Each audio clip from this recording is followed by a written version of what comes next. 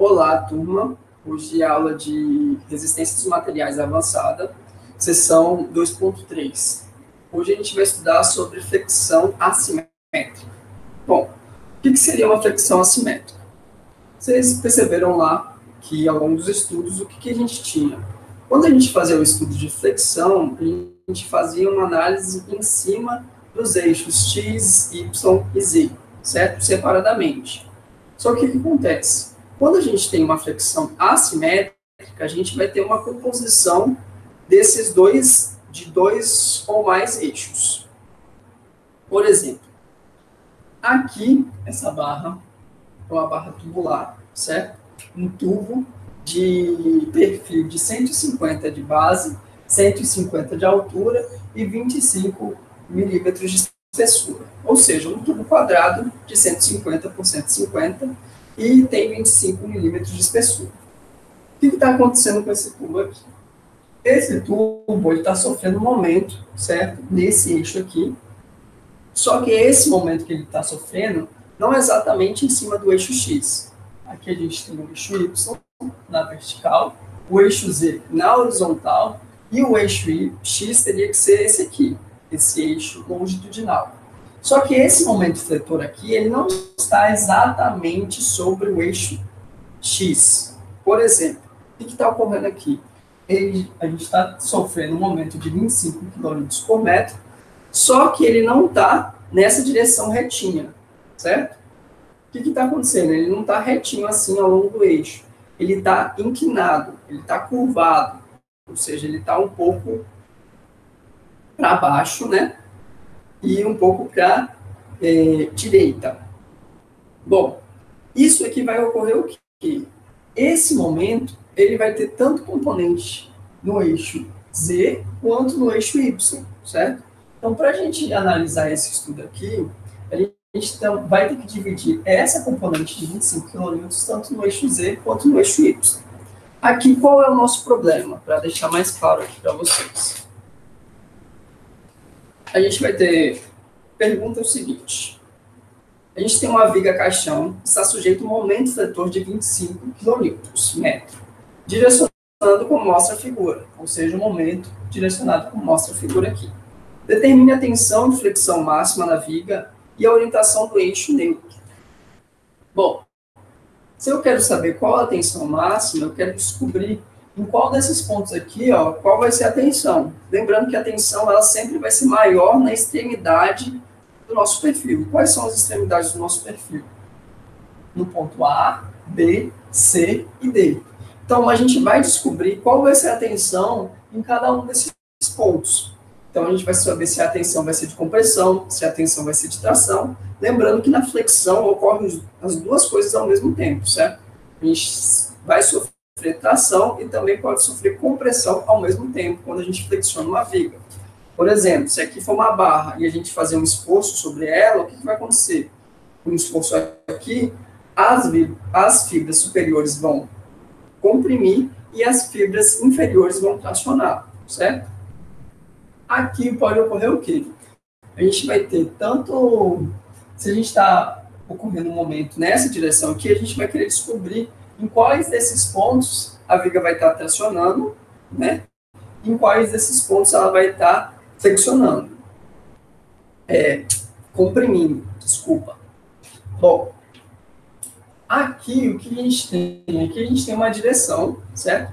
Esse vetor, se vocês conseguirem observar aqui nesse ponto, ele tem um triângulo 4, 3, 5.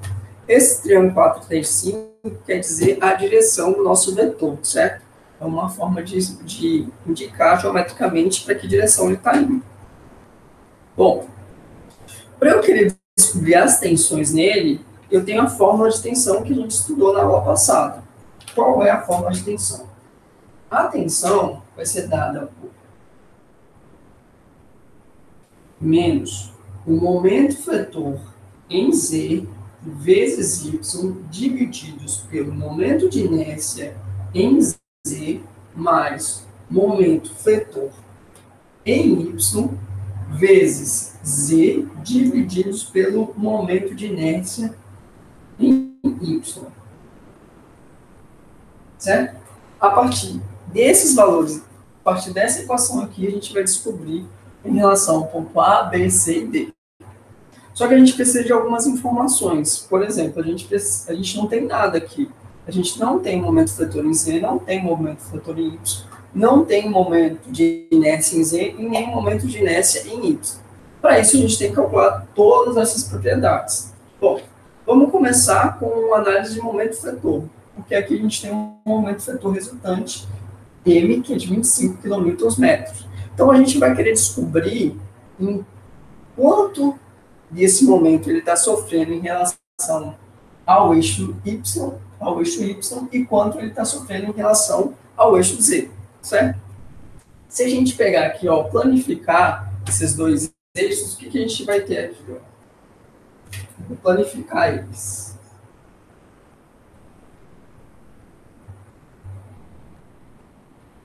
Aqui eu vou ter o eixo Y, e aqui eu vou ter o eixo Z, certo? E aqui eu vou ter um momento fletor M. O que esse momento fletor tem? Se ele está aqui, ó, entre o eixo Z e o eixo Y, então ele vai ter tanto uma componente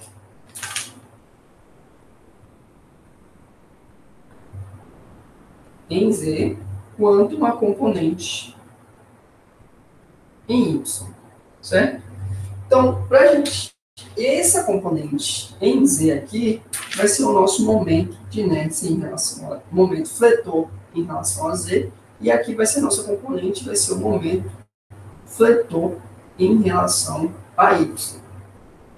Bom, a gente vai descobrir essas componentes aqui. Que informação mais a gente tem? A gente tem essa informação aqui da direção do nosso vetor. Se a gente analisar aqui, ó, a gente vai ter um ângulo θ aqui, certo? E esse ângulo θ vai ser responsável para a gente decompor tanto o MZ quanto o MY. Bom, se a gente fizer análise aqui, ó, para descobrir o valor desse θ, o que a gente faz? Dividir aqui o 4. Θ, tangente de θ, vai ser o quê?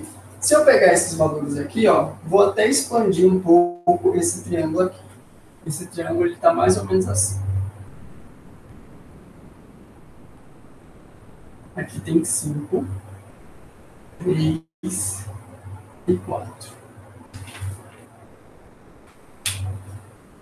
Certo? A nossa tangente seria esse valor aqui. Nosso θ seria mais ou menos aqui. Só que o θ está virado para o outro lado ali. Bom, o que a gente tem? O arco, a tangente de θ seria o quê? O cateto oposto sobre a hipotenusa. O cateto oposto é 3 divididos pela hipotenusa, 4. Então, se eu quero descobrir qual o valor da tangente, o ângulo que a gente tem aqui, ó, que vai chegar, a tangente que vai representar 3/4, eu quero saber o ângulo que dá isso aqui, a gente vai usar aquela função arco tangente. Então, o arco tangente de 3/4 é igual a θ.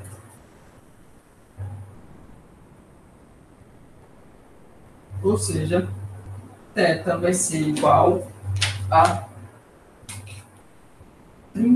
aproximadamente 37 graus. Certo? A gente guarda essa informação aqui. Bom, é só botar na calculadora, certo? A função arco tangente de 3/4 e a gente vai achar 37. Aqui, o que a gente vai ter agora? Se a gente sabe o ângulo, a gente sabe como descobrir as componentes, tanto no eixo Z quanto no eixo Y, certo? Se a gente fizer aqui a distribuição, o que a gente vai ter? Para a gente achar em relação ao eixo Z, o que a gente vai ter aqui? Mz vai ser igual ao vetor que a gente tem em M, vezes o quê? Se ele é o cateto adjacente, o cateto adjacente é o quê? Quando a gente está falando de cateto adjacente, a gente está falando de cosseno de 37. Certo? Se a gente quer analisar analisar o eixo Z, certo? Se ele está no horizontal, aqui a gente está analisando o cosseno nesse caso. Bom, se a gente fizer essa conta aqui, ó, mz vezes cosseno, m vezes cosseno de 37, ou seja, 25 km vezes cosseno de 37, a gente vai achar 19,36 kN vezes metro. Beleza? Agora, analisando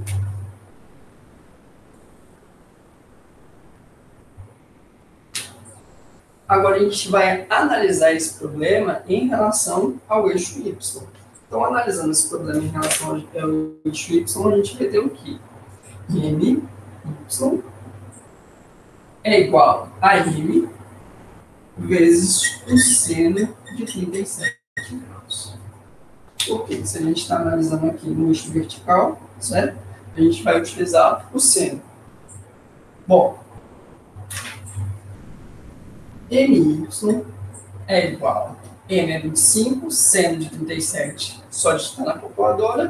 Fazendo isso aqui, a gente vai ter um valor de 15,04 km vezes metro. Beleza? Bom,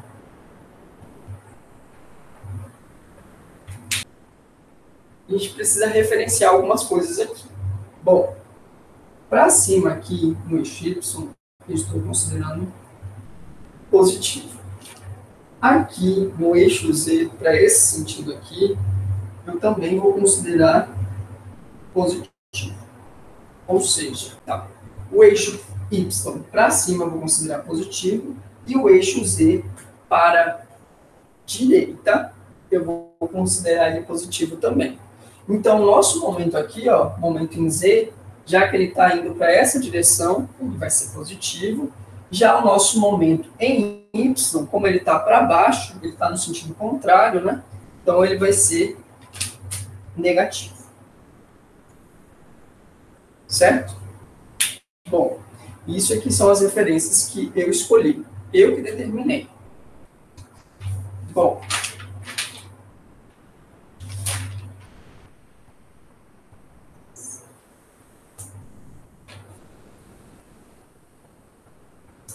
agora, o que a gente vai fazer? A gente já tem momento em Z, momento vetor em Y, então a gente tem que descobrir o momento de inércia em Z e o momento de inércia em relação a Y.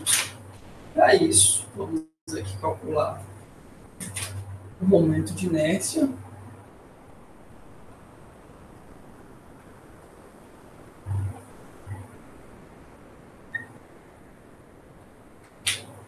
Como é calculado? Em relação ao eixo Z, vai ser o quê? Aqui, como é que é o nosso perfil? O nosso perfil é um tubo, certo? Vazado. Então, o que a gente vai calcular? A gente vai calcular a extremidade de fora, certo? Um tubo cheio e vai retirar essa parte de dentro. Que nem quando a gente fez lá no semestre passado, quando a gente estava falando de tubos cilíndricos. Quando a gente queria estudar o momento de inércia de um tubo cilíndrico, né? O que a gente fazia? A gente fazia o cálculo do tubo maior e subtraía do menor. Aqui é a mesma coisa, só que aqui ele é quadrado. Então, a gente vai pegar o momento de inércia do maior menos o momento de inércia do menor. Então, o que vai ser aqui? O momento de inércia do maior é o que eu vou colocar aqui. I1 menos I2. Certo? I1 é o quê? Como ele é quadrado, ele vai seguir a mesma regra do momento de inércia retangular. Então, vai ser base vezes a altura ao cubo divididos por 12. Só que o que acontece aqui? Aqui, a base e a altura, elas são as mesmas. Então, o que a gente vai ter aqui? Analisando aqui, a gente vai ter, se ele tem 150 milímetros de altura e 150 milímetros de base, eu vou ter o quê? 0,15, porque eu transformei para metros, vezes 0,15 ao cubo, divididos por 12. Bom, aqui o que a gente vai achar? Se eu transformei tudo para metros, eu vou achar em metros. O valor que eu acho aqui é 4,22 vezes 10 à quinta menos 5, né? Metros a quarta. Bom, esse aqui é o nosso momento de inércia 1. O momento de inércia 2 vai ser igual ao quê? O momento de inércia 2 ele vai seguir a mesma regra. Base vezes altura ao cubo divididos por 12. Só que aqui o que a gente tem? Se o tubo tem espessura de 25, então aqui a dimensão vai ser de quanto? Vai ser 150 menos 25 de baixo, menos 25 de cima, menos 25 de baixo. Então vai ser 150 menos 50. Então, esse comprimento aqui é de 100. Se são 100 milímetros, para transformar para metro, vai ficar 0,1. Então, a gente vai ter 0,1 da base vezes 0,1 da altura ao cubo divididos por 12. Isso aqui dá 0,83 vezes 10 a menos 5 metros a quarta. Bom, realizando esse cálculo aqui, ó, esse de 1 menos I2, o que a gente vai ter? O valor de IZ vai ser igual a 3,38 vezes 10 a menos 5 metros a quarta.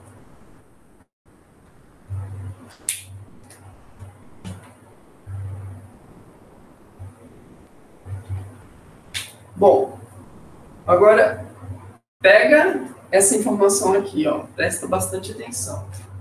Aqui não é um quadrado, certo? Tanto aqui de fora quanto aqui de dentro. Se eu for analisar em relação ao eixo Y, eu vou ter o quê? A base do quadrado maior vai ser aqui, né? De 150, e a altura dele vai ser aqui em relação a essa diferença aqui, que também é de 150, certo? E o quadrado menor vai ter a base de 100 e a altura de 100 também. Quando a gente está analisando o eixo Z, a gente pega essa referência aqui, ó, certo? Esses dois pontos, base e altura. Quando a gente está analisando em relação ao eixo Y, é como se a gente deitasse isso aqui. Então, isso aqui seria a base, né? E isso aqui seria a nossa altura em relação ao eixo Z. Se vocês analisarem, o que a gente vai ter aqui? Tanto a base quanto a altura vão ser as mesmas nos dois casos. Porque a base, se a gente deitar aqui, a base vai continuar sendo de 150 milímetros e a altura também. E no momento de inércia 2, vai ser a mesma coisa. A base vai ser de 100 e a altura vai ser de 100.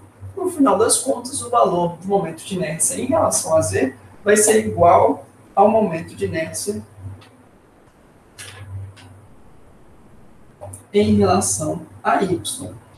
Isso aqui, ele só funciona para quando a gente tem análise de momento de inércia de tubos quadrados, certo? Se for retangular ou se for outra geometria, isso que não funciona. Mas para o tubo quadrado, o momento de inércia ele vai ser o mesmo desses dois eixos. Bom, já que a gente tem todas essas informações aqui, ó, o que a gente vai fazer? Vai aplicar essas informações dentro da nossa equação. Bom, Aqui, o que a gente vai ter? Antes da gente aplicar todas essas informações dentro dessa equação, eu vou fazer uma tabela de valores que vai nos ajudar a determinar se os valores vão ser positivos ou se vão ser negativos, ou seja, se vão ser de tração ou se vão ser de compressão. Aqui, ó, vou montar essa tabelinha.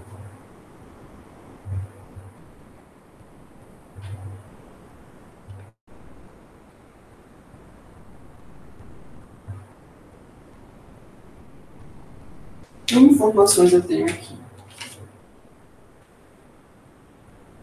A, B, C,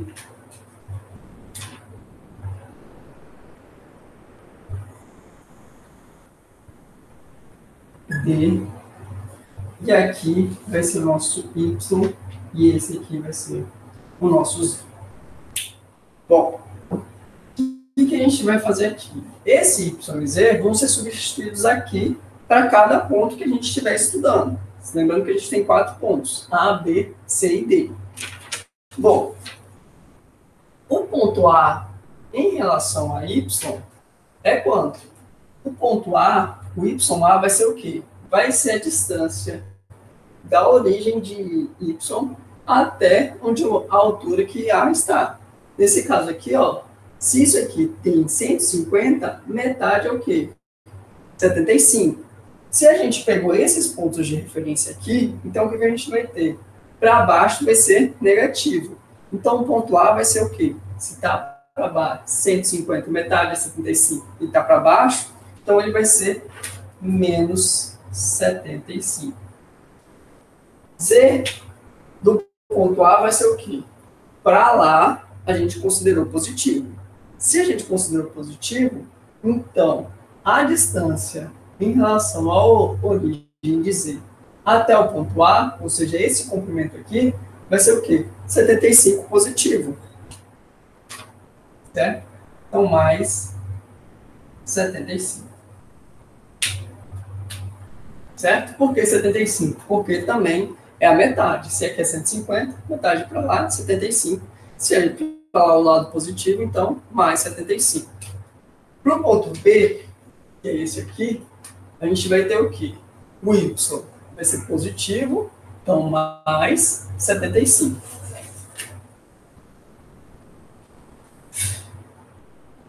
E o Z vai ser o quê? Também positivo, 75 também. Já o C vai ser o quê? Para Y, ele é positivo, 75 positivo, certo? Mas já no eixo Z, ou seja, ele está desse lado aqui, ele é negativo, então vai ser menos 75. O ponto D vai ser menos 75, menos 75, certo? Bom, então agora a gente já sabe, vai descobrir quais são as tensões em cada um dos pontos. Se eu quero descobrir a tensão em A, então o que vamos fazer aqui? Tensão em A. Eu vou substituir esses pontos em A. Então o que a gente vai ter aqui? A vai ser o quê? Essa, lembrando que essa aqui é a nossa equação. Nossa equação vai ser tensão é igual a menos momento fletor em Z, ou seja, menos aqui, momento fletor em Z vai ser 19,36 vezes 10 a terceira, porque tem um K aqui, ó, quilonewton, certo? Vezes o Q vezes Y, certo? Nosso Y é de menos 75, então menos 0,075.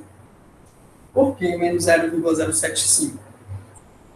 Porque aqui ele está em milímetros. E no sistema internacional a gente vai usar em metros, certo? Aqui está o quê? Quilonewtons metro. Então a gente transformou para newton e transformou para metro. Então, 0,075 divididos por o momento de inércia em relação ao eixo Y, que vai ser de 3,38 vezes 10A menos, certo? Isso aqui é a primeira parte da equação. A gente vai ter ainda a segunda, que é essa aqui. Mas o que? Momento de inércia, momento fletor em relação a y, no nosso caso aqui foi o quê?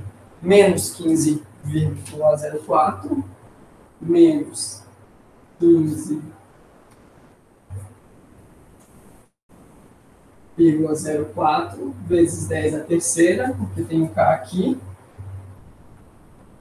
vezes o valor de Z, que é 75, então 0,075. Por quê? Porque a gente está transformando para metros, esse valor aqui é milímetros, divididos pelo momento de inércia em relação a y, que é 3,38 vezes 10 a menos 5. Certo? Tudo está na mesma unidade, no sistema internacional, então a gente só faz essa conta direto. A tensão em A vai ser igual a 10,9 megapascal, certo? Esse é o nosso valor final aqui para A. Bom, para o ponto B, C e D, você vai fazer a mesma coisa, só que você vai substituir os valores aqui, tanto para Y quanto para Z, dessa caixinha aqui. Eu vou apagar essa parte de cima aqui e vou deixar já as respostas, caso alguém tente fazer, pode conferir aqui.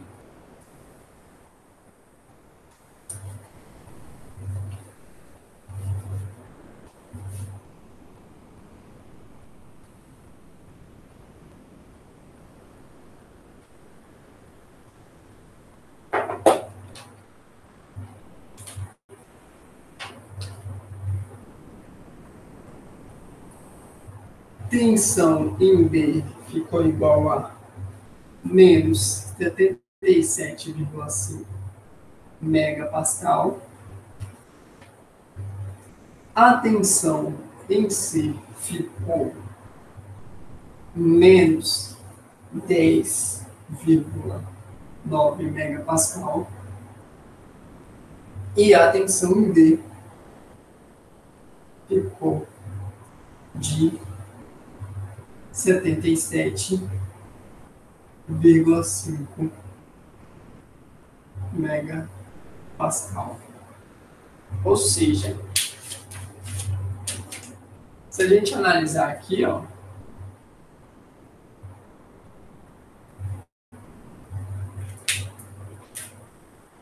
A, B, C e D, o que está acontecendo? Vou dividir aqui também.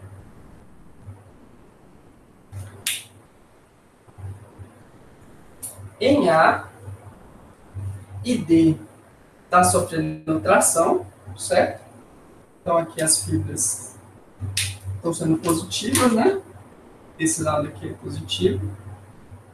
Então aqui embaixo está sofrendo tração, certo? E aqui em cima eles estão sofrendo compressão.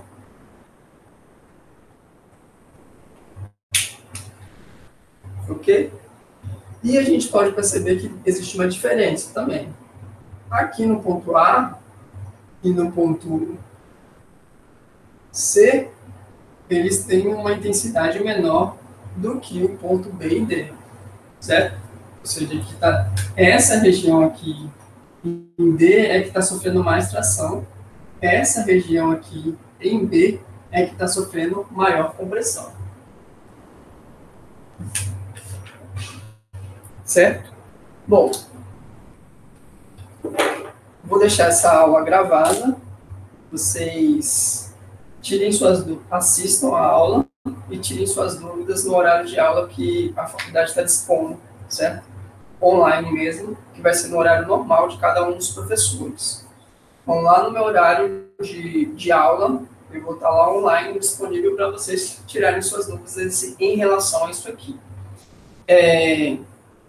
Vou passar uma lista semana que vem de todos os assuntos que a gente teve até agora e estudem e tirem suas dúvidas. Bom, essa aqui foi a análise de flexão assimétrica e boa sorte aí. Até mais.